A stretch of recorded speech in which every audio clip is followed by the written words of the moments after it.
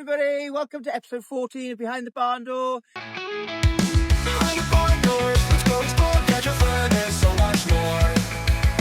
You've got me, Farmer Colin, not Bubbly Sean today. So today we're going to tell you all about the harvest that's been happening here at Cantref, how the dry weather has affected everything. So stay and listen. So we are here in our final hay field of the year.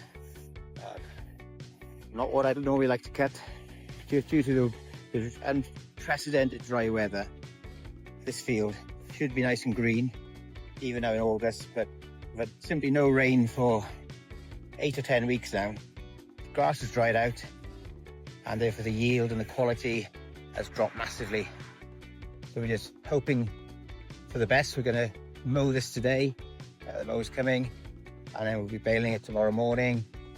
Probably get about 30 or 40 bales off this 12-acre field, where normally we'd be hoping for 100 to 120. That obviously reduces our stocks of fodder for the winter. And what we've got to bear in mind is that we normally don't start feeding the animals, grass doesn't stop growing until October, November, December time. Sometimes it goes all the way through the winter, but we're actually feeding. It's the 8th of August now, and we've been feeding all our livestock for about 2 weeks now. Some longer, the horses have been fed for longer. So the feed that we're giving them now is the stocks that we would normally use in the winter. So we come halfway through, if you go all the way through the winter, we, along with many other farmers in this area, are really going to be struggling for hay and silage and haylage to feed the animals. We'll ensure that the animals get plenty of fodder by buying in from hopefully from other areas, but that's a huge extra expense, which in difficult times for farming is really difficult to find. So yeah, this is just one of the difficulties farming. Always weather dependent. This field hasn't been grazed all year, believe it or not. It had fertilizer in March this year, ready to cut it in June. We didn't cut it in June because we were hoping for the grass to bulk up to have a good crop here, but it actually gone the other way. It's been so dry that the grass hasn't grown and the yield has gone backwards. So it's farming for you, In hindsight, we should have cut it earlier, had a better crop, but every other year we left it, would have bulked up. Yes, the quality couldn't have been so good, but we've had the volume for the animals that don't need the high protein hay and silage able to make.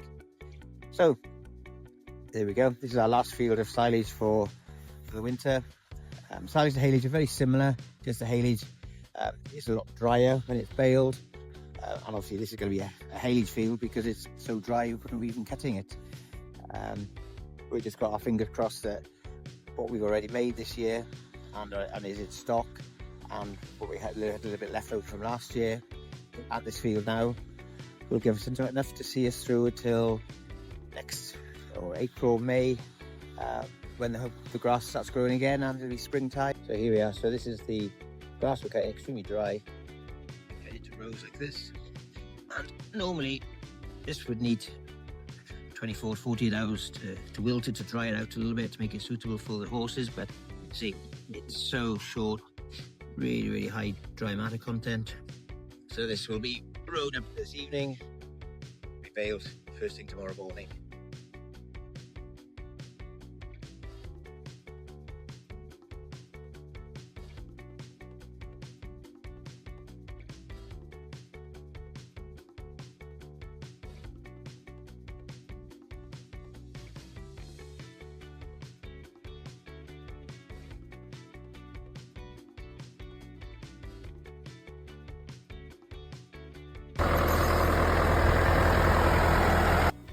So, Farmer Colin, 10:30 at night, what are you still doing out on the field? Well, we've got a busy day tomorrow, so we're having to try and catch up a little bit, so put a few extra hours in by getting the crop rowed up ready for the baler to come tomorrow morning. Perfect. So what is the purpose? Why are you doing this? Okay, so because the crop is so dry, as I said in the videos earlier on today, We haven't got to spread it this time, so we're just putting it straight into rows. Put in 3 swaths of the mower into 1 row, and so the baler will come and bale a lot quicker and have lot heavier bales, tighter bales. Okay, and is it difficult, you know, in the night time kind of doing this? Well, luckily there's a really good lights on the tractor, and I've started off in the light so we could see exactly what we were doing, and yeah, it's just one of those things you just got to get on and do the job.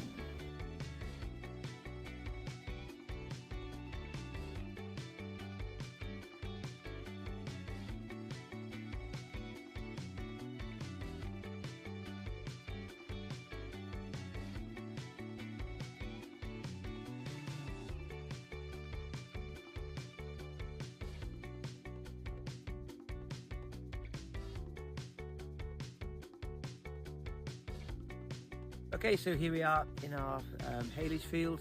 So this field was cut yesterday and we baled this morning. You can see as we look around, actually quite a few bales in the field here.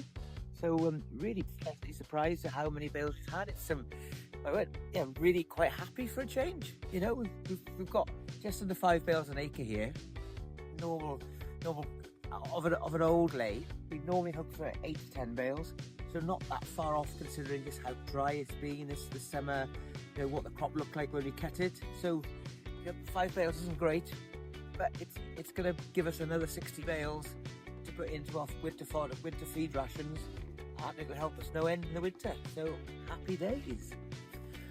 Okay, so thanks for watching, and look forward to you guys tuning in next week to see what else is going on the farm. Bye now. I'm going north, let's go explore.